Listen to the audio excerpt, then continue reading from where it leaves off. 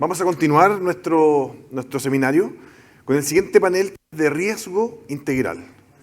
En este panel contaremos con los speakers Marta Cadavid, Víctor Cortés y Esteban Olivares, quienes junto a Carla Lagos como moderadora abordarán el panel de gestión de riesgo integral.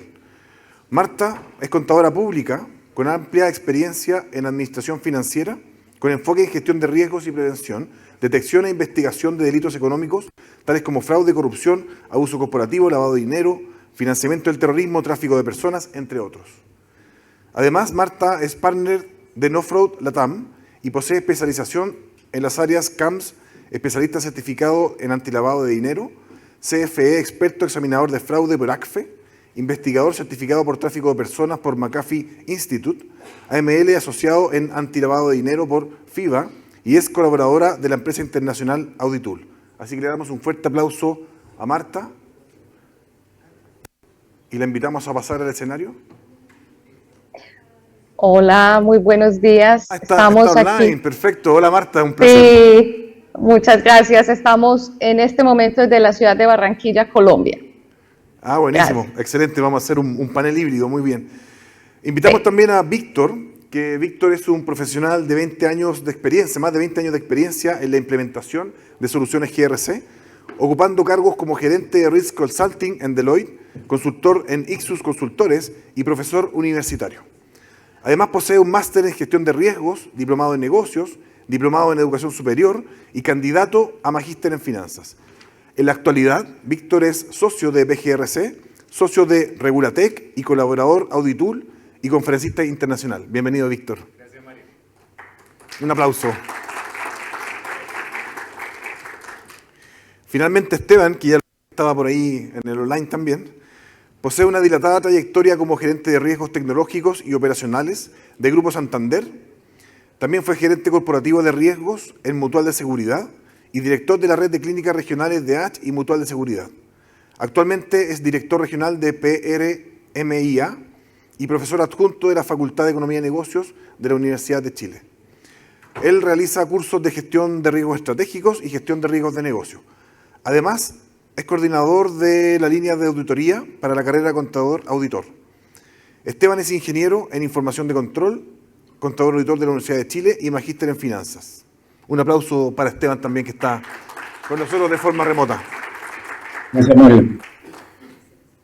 Muy buenas tardes a todos. El panel va a ser moderado por Carla Lagos, quien posee más de 15 años de experiencia en gestión de riesgos y auditoría en la banca y retail. Actualmente es gerente de auditoría de riesgo operacional y tecnológico en Banco Estado, evaluando los procesos de negocio y los controles que permiten mitigar riesgos operacionales y tecnológicos en las distintas plataformas que apoyan al negocio del banco.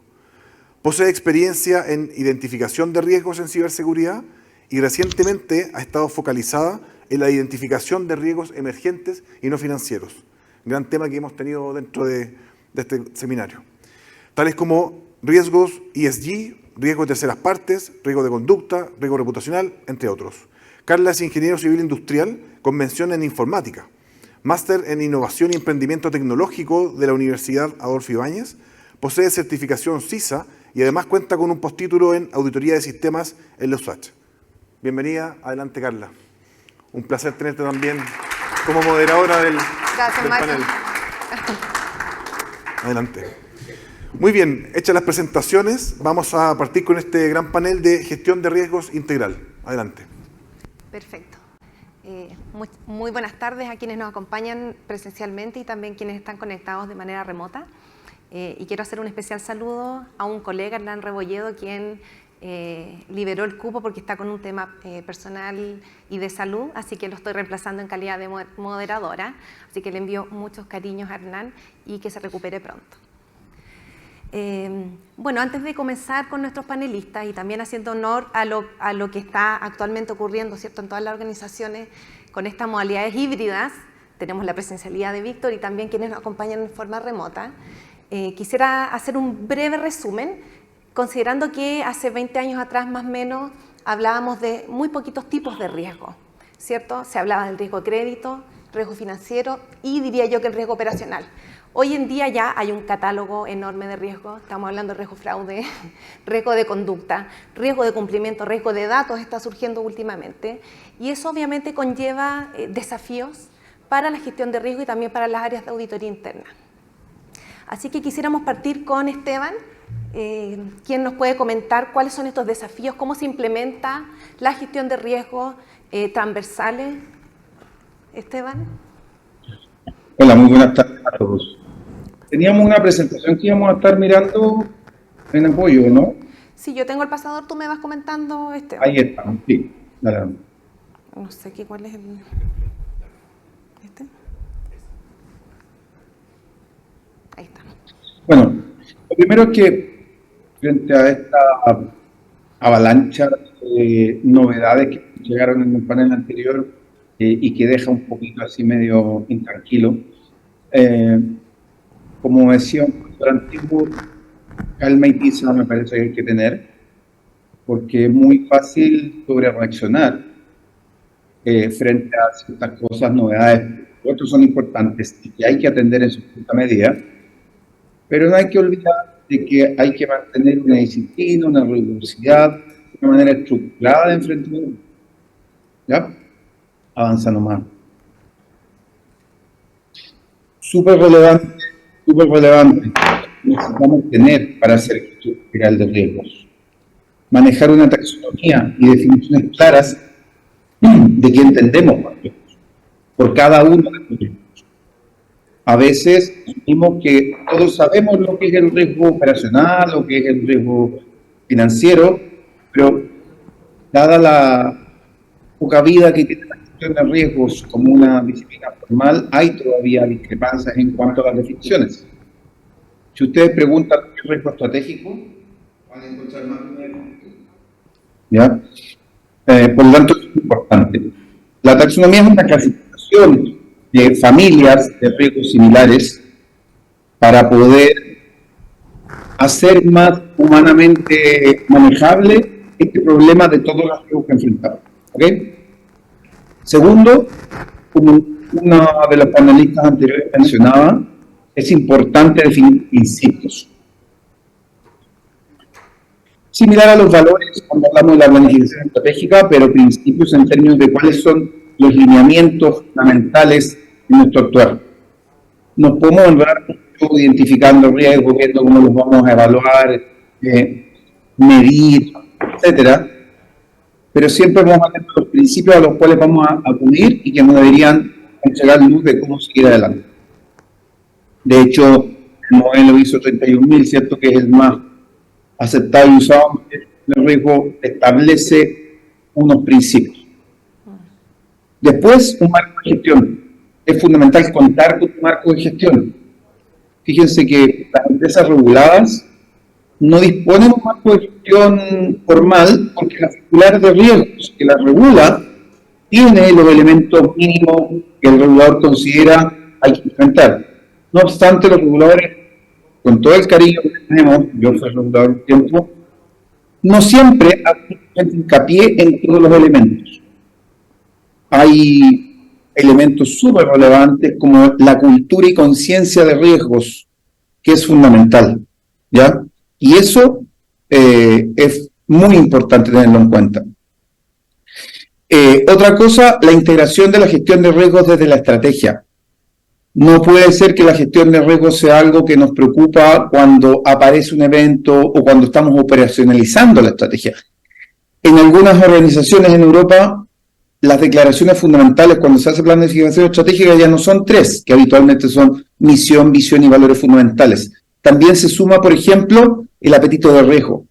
Incluso antes de establecer cuáles van a ser las estrategias para cumplir esas declaraciones fundamentales. Porque el apetito de riesgo, por ejemplo, guía de manera importante el actuar del resto de la organización, ¿ya? Por lo tanto, desde la estrategia. Y lo que ya dije, cultura y conciencia de riesgo, que es algo que es fundamental y que no se trabaja tanto, o no se trabaja tan consistentemente como se debería. ¿Si avanzas? Lo de la taxonomía, como les decía, ponernos de acuerdo, vamos a trabajar con 4, 5, 6 familias de riesgos.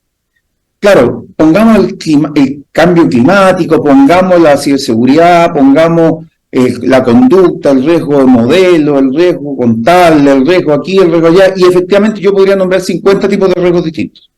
Pero tenemos que crear una manera razonable de trabajar este problema, que cada vez crece más, cada vez crece más.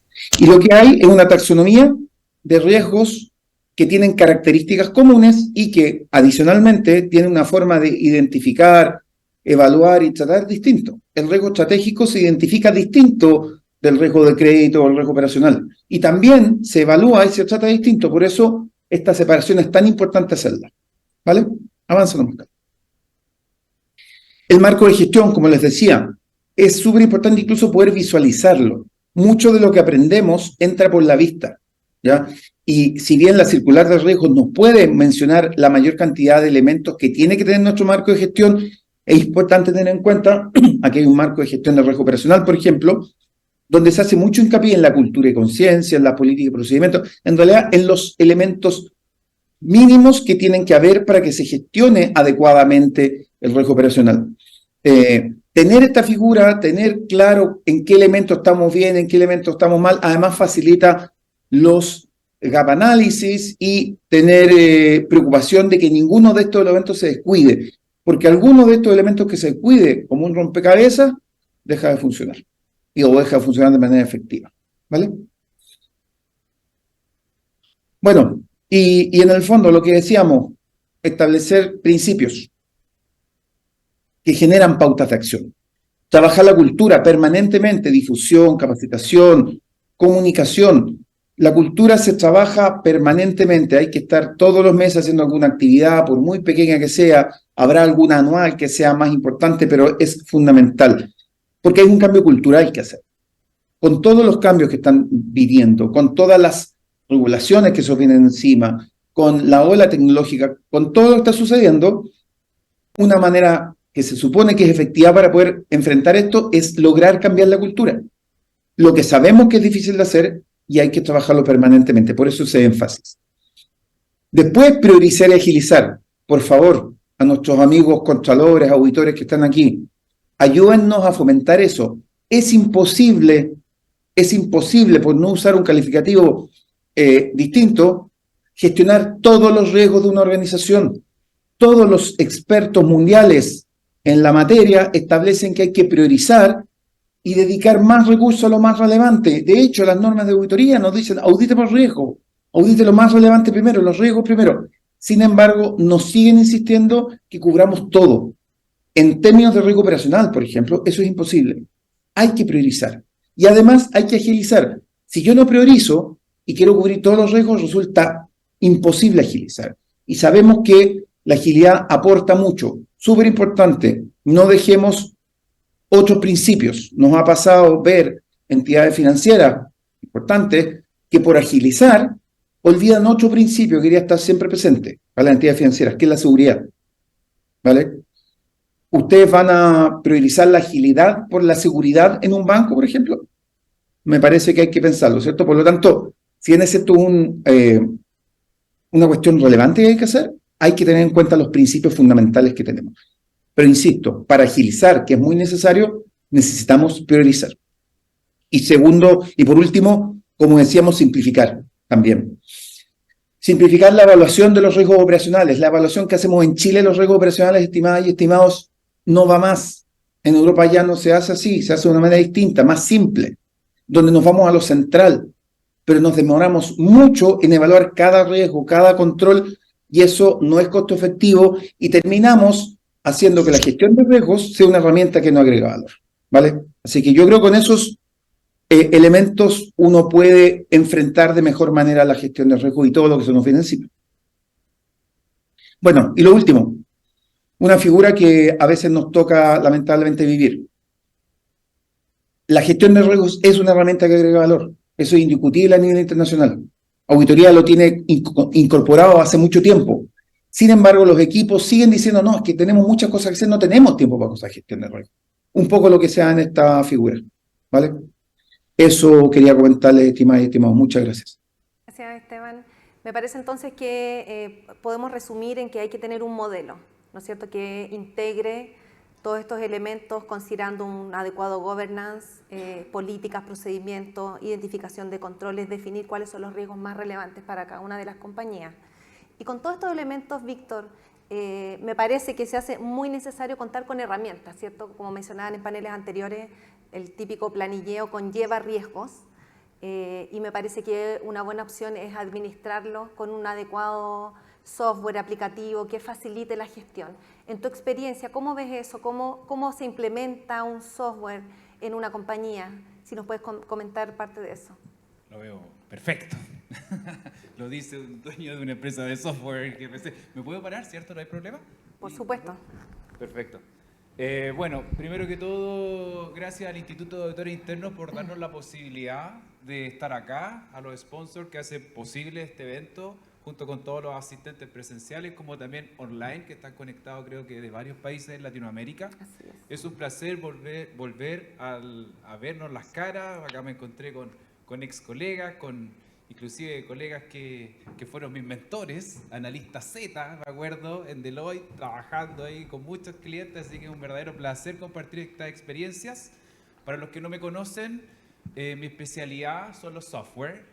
A eso me he dedicado prácticamente toda la vida, a implementar herramientas tecnológicas y bueno, nos ha ido bastante bien. De hecho, anteriormente presentó José Luis Fernández, un tremendo orgullo, uno de nuestros clientes nuestros que hemos acompañado en este proceso de digitalización, de sistematizar, de pasar del Excel a un software.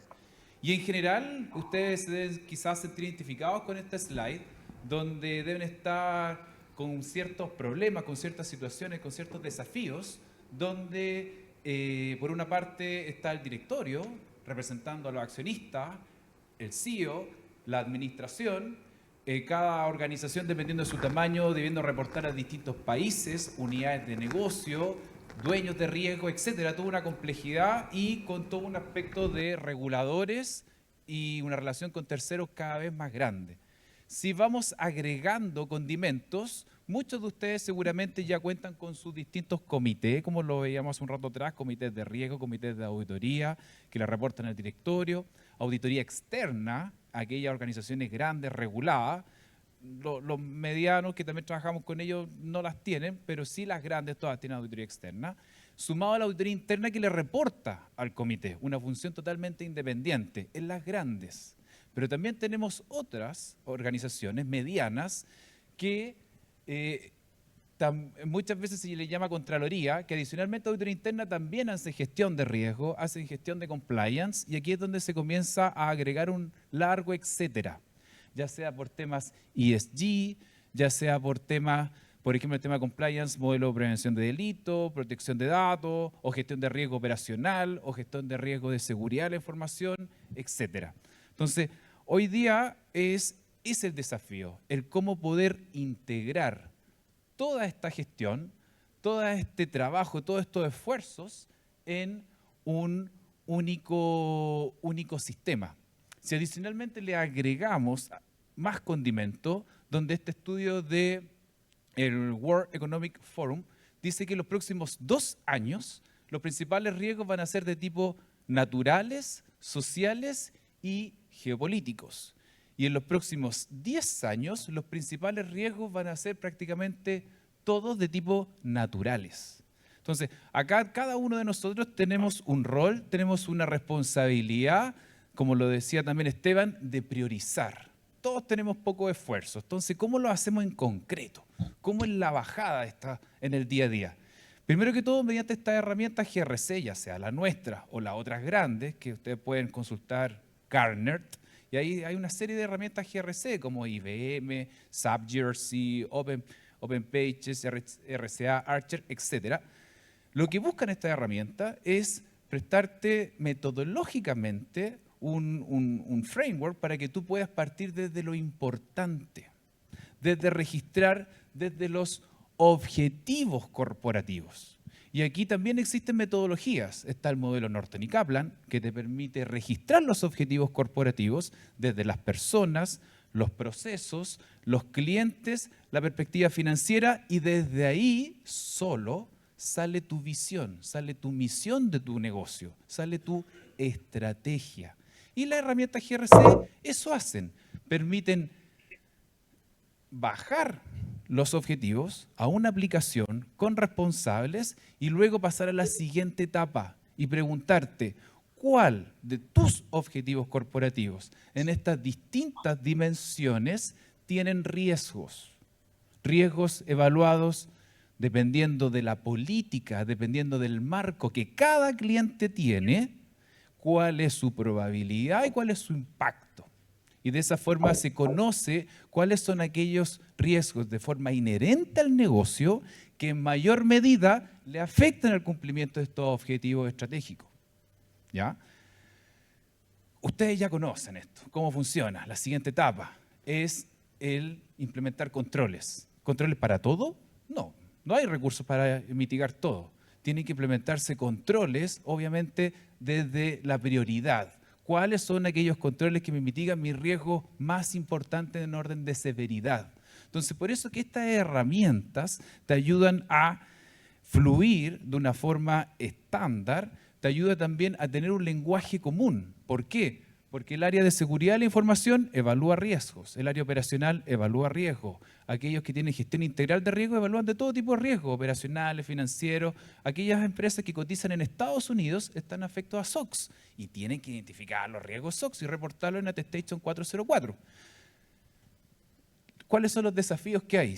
El integrar, el tener un único modelo, el que el directorio le llegue un informe de riesgo, vea que algo es alto, algo riesgoso, lo compare con los otros informes y conversen esas distintas criticidades de riesgo.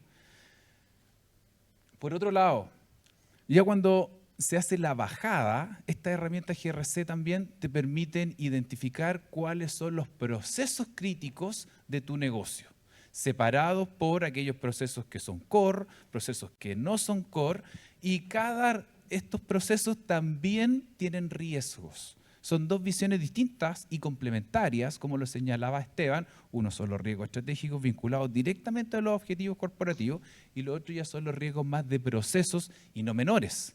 Porque también lo comentaba José Luis Fernández, yo cuando voy a auditar lo importante, aquellos procesos que realmente le importan a la organización por su nivel de criticidad. Y eso te permiten estas herramientas, conocer en tiempo real cuáles son aquellos procesos que están en rojo, en verde, en amarillo, para yo ahí ir a efectuar mis trabajos de auditoría y así conocer mi riesgo residual probado, mi riesgo residual con una función independiente.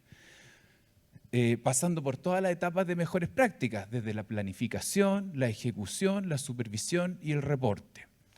Por otro lado, todo esto centralizado, donde dependiendo del rol de cada persona puede ingresar a estas aplicaciones, puede conocer el nivel de riesgo, se pueden generar las alertas antes que se cumplan los planes de acción acordados con la administración. Cuando ya están vencidos los planes de acción, se les puede dar un acceso al directorio para que el directorio en el sistema pueda conocer el estado de los riesgos. Eso sí suena nice, pero en la realidad no ocurre mucho, pero se puede hacer. Y también el acceso a darle para aquellas entes de seguridad, de aseguramiento externo, como auditorías externas, para que puedan confiar en su trabajo cuando ustedes operan de acuerdo a mejores prácticas. Y así hacer mucho más eficientes los trabajos del auditor externo, porque la auditoría interna cuando trabaja en base a estos modelos, por ejemplo la H, está certificado por el Global de Auditoría. No es que se pongan creativos a la hora de auditar, sino que funcionan en base a un proceso estándar. Y las auditoras externas confían en estos trabajos cuando así lo son. Para finalizar, me dieron 5 minutos para poder explayar un poquito acerca de esto. Les quiero dejar una recomendación. Dado que el Balance Scorecard, el clásico, que tiene estas 4 dimensiones de personas, procesos y finalmente el aporte de valor, actualizó hace solo un año atrás, en 2021, una actualización del modelo Balance Scorecard integrado con ESG. Entonces, ¿qué pasa? Que desde abajo, desde la definición de los objetivos de las personas, pasando por los procesos, lo vincula con los temas de business o governance, social y ambiental. De esta forma facilita un framework que muchas veces a los auditores les pasa que no tienen los objetivos corporativos, pero con este tipo de métodos pueden hacer las indagaciones, obtener estos objetivos corporativos y proceder a identificar los riesgos y así poder continuar con el proceso de identificar, evaluar, mitigar y efectuar los trabajos de auditoría desde lo importante, que son los objetivos corporativos. Eso, muchas gracias. Buenísimo. Muchas gracias por contar tu experiencia y entendiendo, ¿cierto?, que es posible gestionar claramente sin un software. Podemos decir que contando con una herramienta se facilita no solo el trabajo de la primera y segunda línea de defensa, ¿cierto?, sino también la función de auditoría interna es mucho más amigable a través de la implementación de este tipo de herramientas, ¿verdad? Claro, esto se puede hacer sin software, pero sin lugar a duda estas herramientas te ayudan a seguir metodológicamente un adecuado proceso. Perfecto. Y bueno, Marta, tú que eres experta, tienes harto conocimiento en lo que es gestión de fraude. ¿De qué manera podemos integrar el fraude en toda esta metodología? Podemos entender que hoy en día es uno de los riesgos más relevantes. ¿Cómo se mapea dentro de la totalidad de los riesgos? Si nos puedes comentar un poquito cuál ha sido tu experiencia. Claro, muchas gracias a todos por darnos la oportunidad de participar hoy en este maravilloso evento. Bueno, básicamente el tema de fraude lo tenemos que entender como uno de los destructores de valor que le pega muy duro a las organizaciones. Y es tiempo de que nosotros, como auditores, administradores de riesgos, oficiales de cumplimiento, despertemos, porque a veces escondemos el fraude, a veces lo lo aislamos y no creemos que el fraude nos está pasando todos los días. Yo voy a resumir proactivamente cuáles han sido como los problemas que nosotros hemos encontrado en muchas organizaciones, incluyendo organizaciones de carácter financiero, de trading, de alimentos, de energía, y es que hay un problema grande con la definición de fraude. No saben qué es fraude, pero también hay definiciones internas que dependen mucho como de la percepción de las personas dentro de la organización. Entonces hay que entender que el fraude es un acto que está basado con el engaño y que tiene por objetivo obtener una ventaja personal o colectiva. Y para esto yo recomiendo ampliamente que ustedes estudien, lean, interioricen la definición que tiene el Instituto de Auditores Internos, el AICPA y ACFE, y obviamente la NIA 240 para que ustedes puedan integrar una definición de fraude en su organización que sea homogénea y que ampare toda la organización. El segundo tema es el problema. El problema del fraude es que no lo hemos podido entender. El fraude hoy en día lo detectamos de manera muy lenta y lo detectamos de manera muy baja. No hemos podido incorporar estrategias y tecnologías que nos ayuden a predecir, que estamos siendo muy reactivos. Siempre hemos hablado de proactividad y nos estamos quedando cortos. Hay que entender que el fraude viene desde el ser. Las compañías no cometen fraude, son las personas. Y posiblemente ustedes han leído artículos o han escuchado de algo como ¿por qué las personas buenas hacen cosas malas? Hay que entender qué es la propensión al fraude y de Ethics Rule. También hay que entender las consecuencias. Hay unas consecuencias legales y penales, hay unas consecuencias económicas. A esta altura todavía nos da dificultad calcular el impacto real de un fraude. Pensamos que es el valor nominal, pero detrás de eso hay otras fórmulas que hay que calcular dentro de la organización para poder demostrar la corrosión, la pérdida de valor económico que causa el fraude dentro de la organización y también las consecuencias reputacionales que en muchos casos pues no tienen límite. Hay veces que cuando ya se pierde la reputación se pierde toda la confianza del mercado.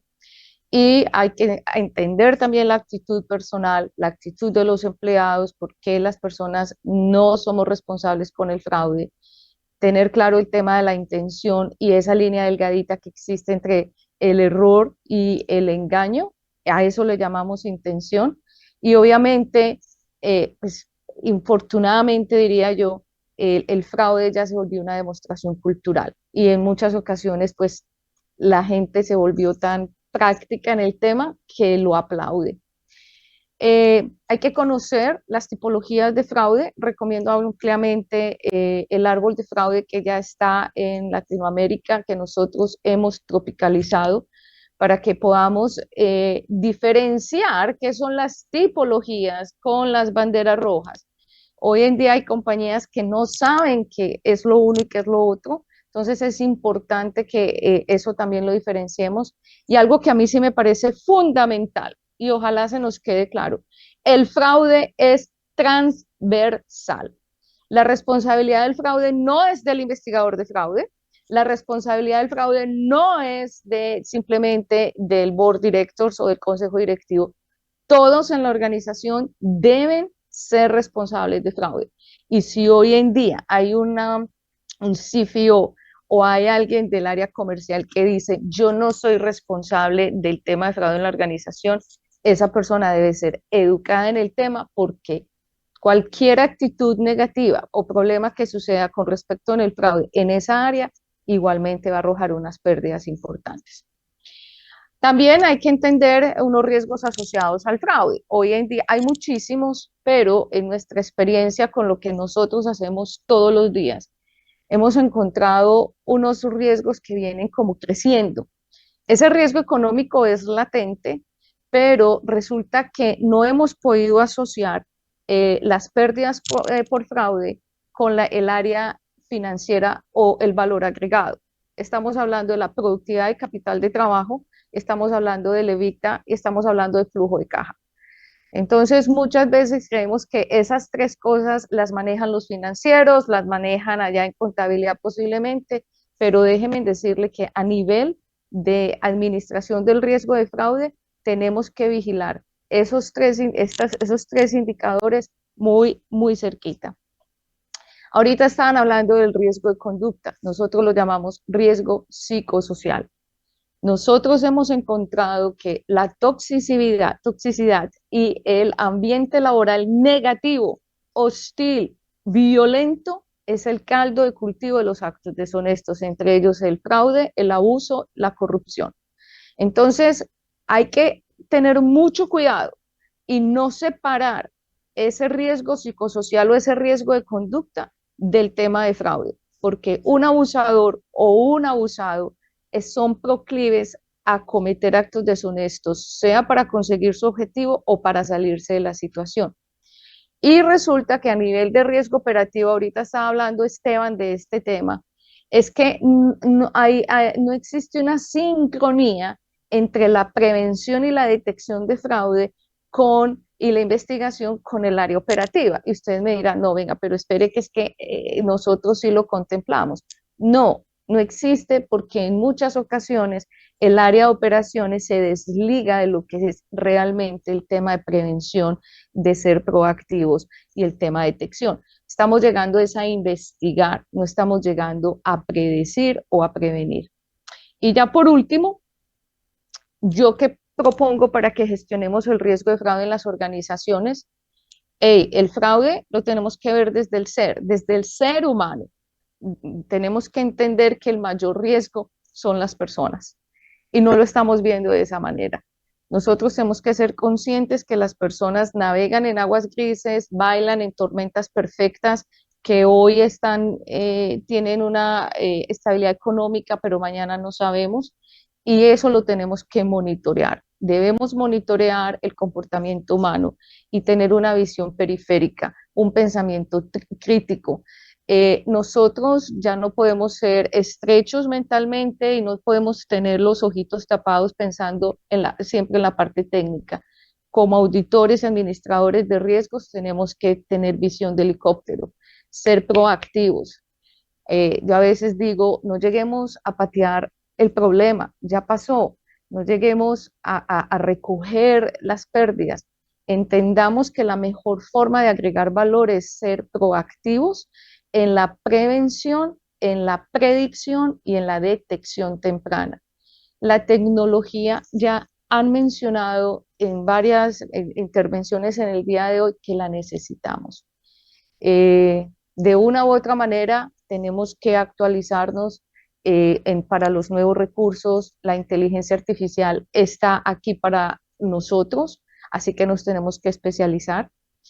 Vamos a utilizar este término, yo los invito a ser genuinos en la transversalidad y educar a todos los empleados en términos de prevención de fraude.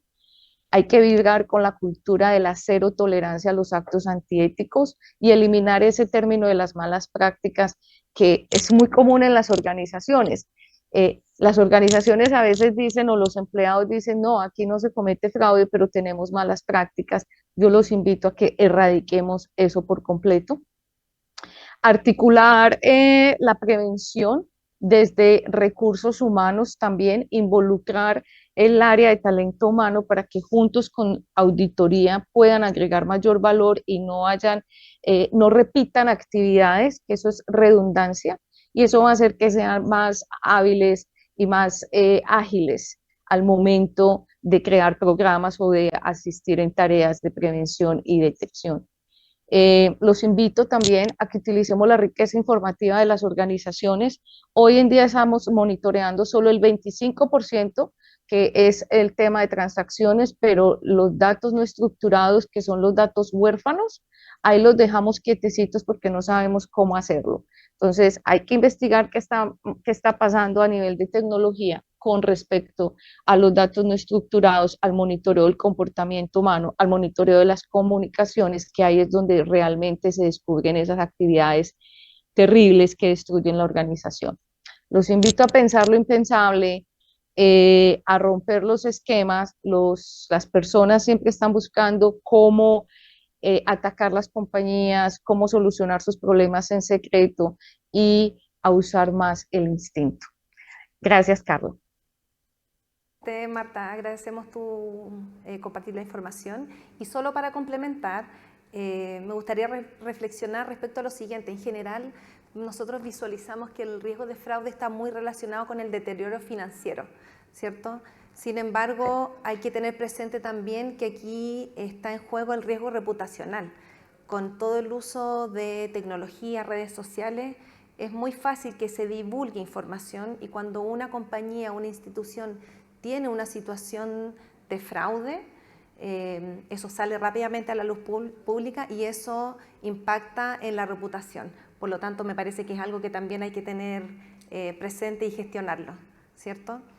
Y bueno, para ir avanzando con nuestro panel, me gustaría hacer algunas consultas. Esteban, ¿en qué tiene que fijarse una organización para gestionar sus riesgos? ¿Cuáles son los desafíos? ¿Cuál debiese ser el foco para ver de manera integral todos estos riesgos?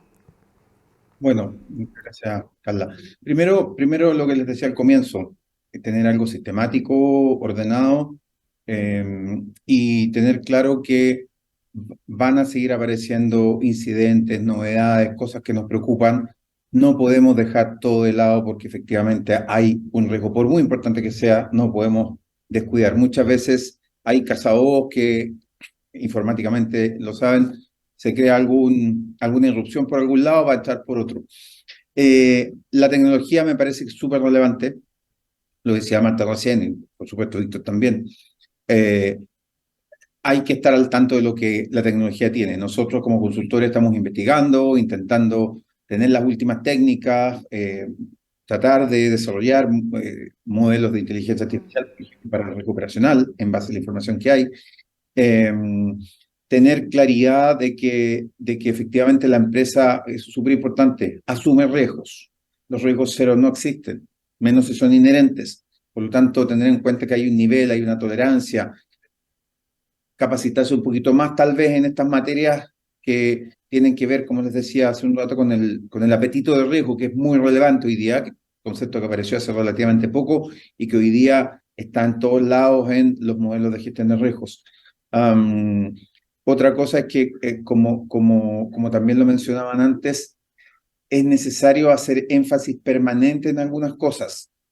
No necesariamente, la gestión de riesgos no es un tema regulatorio. La gestión de riesgos no nació porque el regulador lo impuso. La gestión de riesgos nació por iniciativas privadas o por las mejores prácticas del gobierno corporativo. Y eso lo tomaron los reguladores para fomentar que las empresas se mantuvieran estables en el tiempo, pero es una herramienta para agregar valor. la ISO 31000 establece, ¿cierto?, que el objetivo de este modelo es agregar valor. ¿Por qué no voy a adoptar una herramienta que me agrega valor? Usualmente lo que nos ha tocado ver en la práctica es porque a veces la implementamos con una herramienta muy cara. Por eso, agilizar, priorizar y tener mayor cultura respecto de estos temas, que hay que enfrentarlos, como decía muy bien Marta también, no esconder las cosas. Es normal que en las entidades hayan fraude, nadie quiere, a nadie le gusta, es normal que hayan eventos. Mejor trabajar con la incertidumbre, ponerla encima de la mesa y estar preparado para cuando esto suceda, fundamentalmente. ¿Se escucha? Sí. El tema de priorizar. ¿Por dónde hay que comenzar? ¿Cuál es el desafío hoy, Víctor? Yo creo que por dos cosas. Por una parte blanda, claramente yo creo que un consenso entre todos los panelistas y seguramente si les pasáramos el micrófono a todos ustedes que están ahí en la operación y quizás tienen más experiencia que nosotros mismos, los panelistas, cada uno en sus especialidades, pero el tema de competencias blandas, sin lugar a dudas, hoy día es un tema, ese es el desafío. Es bonito escuchar a abogados acá, auditores, ingenieros civiles, industriales, informáticos, y eso da cuenta a que hoy día hay que reinventarse, hay que estar capacitándose, hay que estar afinando competencias que no son técnicas, que son blandas, que son de liderazgo, mucha información, mucha nueva tecnología, pero al final del día, ¿cuál es la bajada? ¿Cómo esto se lleva a la práctica? Escuchaba también que ya no es tan solo importante que esto venga de arriba, el top and the top, desde el directorio, sino que ahora está el concepto del top and the middle, bajar hacia la administración. Entonces, hay un tema hablando importante, un desafío importante que yo creo que todos, ya estando acá en este congreso, nos estamos haciendo cargo y habla muy bien de cada uno de nosotros, creo yo. Un aplauso para todos, digamos. Y el otro es el tema técnico. O sea, sin lugar a dudas, el desafío es que nuestros amigos proveedores de tecnología hagan el trabajo y apoyen con herramientas, como lo señalaban, que ayuden a priorizar, que sean simples, que vayan de mano con la agilidad, a costos razonables, dado que los recursos cada vez son más escasos, y que realmente aporten un valor a la organización. Y desde la mirada de fraude, Marta, ¿cuáles son los desafíos hoy? Bueno, los desafíos que tenemos hoy en día es que con todo el tema de ciberseguridad, las personas se están viendo más expuestas a este tipo de riesgos. Vemos hoy en día muchos más ataques a organizaciones con fraudes que, aunque a veces parezcan muy obvios, parezcan ridículos, parece que se nos están pasando por la cabeza, se nos están pasando por los ojos y vemos cómo se escapan los dineros de las cuentas bancarias con ciertos actos como phishing, como enmascarar el CEO de la compañía, cosas, tipologías de fraude que no se están socializando en las organizaciones. Yo sigo insistiendo, hay que hablar de frente acerca de fraude. Hay que enseñarle a los empleados que este riesgo es latente, nos respira todos los días en el cuello. Y a cada área de la organización hay que mostrarle ese árbol de fraude y hay que mostrarle esas tipologías y crear un listado de banderas rojas para que ellos lo interioricen y siempre estén pendientes. Si el riesgo es el ser humano, que a la larga cuando pasa, por ejemplo, un ransomware, un ataque ransomware, pues, ¿quién fue el que dio clic en un email? ¿Quién dio clic en un link que no era? Un ser humano. Entonces, ¿qué debemos hacer? Trabajar con el ser humano y simplemente tener esa cultura abierta de no lo vamos a aceptar, pero yo voy a culturizar. Ahorita hablaban de algo, evangelizar en este tema, para que seamos nosotros también, pues si generamos el riesgo, también aprendamos que nosotros también podemos ser proactivos y podemos prevenir. Y adicionalmente la tecnología. Yo también trabajo, soy partner de una empresa de tecnología y mi mayor consternación es llegar a un banco con 5.000 empleados y los datos no estructurados no los usan. No saben cómo se comportan los empleados, no monitorean las comunicaciones, no monitorean el comportamiento humano y los fraudes pasan derecho. Así que yo los invito a que entendamos el fraude desde el ser, y también utilicemos los datos correctamente e incursionemos en tecnología, inteligencia artificial y el procesamiento del lenguaje natural. Gracias, Carla. Sí, perfecto. Y para ir finalizando, me parece que sería bueno hacer una reflexión respecto de los desafíos, las competencias que requerimos actualmente los auditores, con todas estas exigencias y las distintas miradas que hay que tener presentes, partiendo por ti, Marta, y luego por Esteban, y finalizamos con Víctor. Una breve reflexión respecto de las competencias necesarias hoy en día para los auditores. Debemos ser holísticos, simple. Tenemos que combinar diferentes áreas de conocimientos, tener apertura mental con la tecnología. Si bien es cierto, yo no tengo que ser un científico de datos, pero yo sí tengo que conocer el negocio y tengo que entender cómo funcionan los datos en la organización. Con esas dos cositas, nosotros podemos agregar real valor en las organizaciones. Excelente, no menor. Esteban. Bueno, lo comentó Víctor y lo había dicho antes José Luis. La capacidad de poder transmitir adecuadamente nuestras ideas es fundamental. Una cosa que agrega mucho valor cuando uno sale a la universidad y a medida que va creciendo en la vida es lograr transferir con más claridad o transmitir con más claridad lo que uno quiere. Ser más empático para las comunicaciones, saber practicar escucha activa y atreverse, como también han dicho varios panelistas, a innovar, atreverse a cosas que no sabemos, pero que vamos a saber si efectivamente solo si nos atrevemos. Esas cosas fundamentalmente creo que los auditores tienen que fortalecer y practicar mucho. Algo bien simple, o sea, pongámonos en los zapatos del directorio y cuando nos vienen con los informes, ¿por qué me debiese interesar este informe? Si realmente es algo que me duele, quizás el directorio nos va a tomar más en cuenta que cosas que quizás no aportan tanto valor. Y desde ahí es tan importante que las mejores prácticas dicen que hay que partir de los objetivos corporativos. Si no, no se le aporta mucho valor. Perfecto. Y a mí me gustaría agregar un par que me parece relevante. Yo lidero un equipo multidisciplinario. Tengo auditores de formación, ingenieros informáticos, electrónicos, estadísticos, y me parece que es fundamental el poder trabajar en equipo. Algo que hace muchos años se habla, ¿cierto? Pero que en la práctica no es tan fácil. Y también el reconocer que tenemos brechas, somos seres humanos y que para poder acortar esas brechas existen distintas herramientas, algo tan simple como googlear, ¿cierto? El ser capaz de autocapacitarse, autoaprender, desaprender, y las tecnologías están dadas para que avancemos en distintas líneas, ¿cierto? Así que resumiendo, me parece que tenemos más espacios para aprender en las habilidades blandas que en las técnicas, ¿cierto? Así que bueno, agradecer a los panelistas, muchas gracias por compartir con nosotros su experiencia y también agradecer a ustedes por escucharnos. Que tengan una Muchas excelente gracias a tarde. ustedes, que estén muy bien. Muchas gracias a todos. Hasta pronto.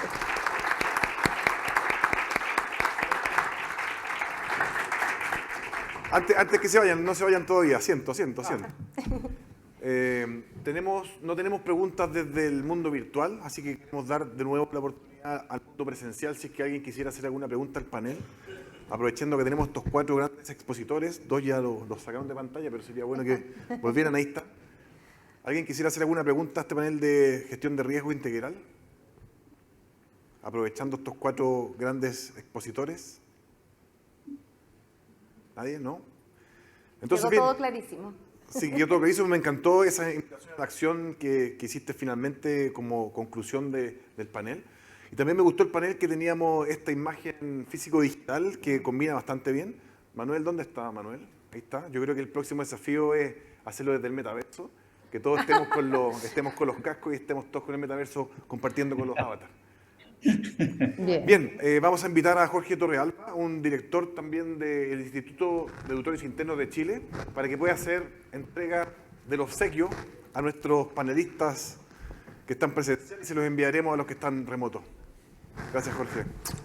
Muchas gracias por haber participado en este panel. Gracias a ustedes por la invitación. Agradecemos entonces fuertemente a Marta, Víctor, Esteban y Carla y les damos un gran aplauso para despedirlos. Muchas gracias por su panel. Muchas gracias a todos ustedes. Muchas gracias a todos. La foto de rigor.